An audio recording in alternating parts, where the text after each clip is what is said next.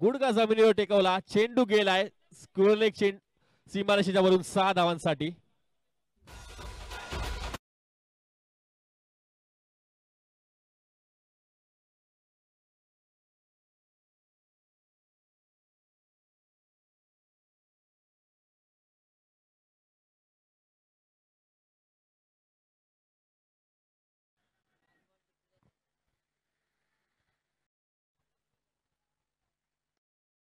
पुन्हा एकदा अप्रतिम स्ट्रोक येतोय.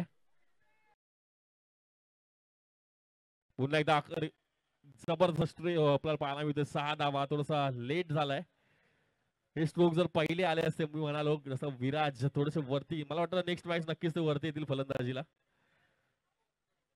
कारण की केवळ 25 चेंडू आहेत. 25 चेंडूंमध्ये तुम्हाला तुमचे बेस्ट बॅटर्स आहेत, त्यांना ते जास्तीत जास्त चेंडू कसे मिळतील ते पाहायचंय. त्या दरम्यान चांगला फटका येतोय. पुन्हा एकदा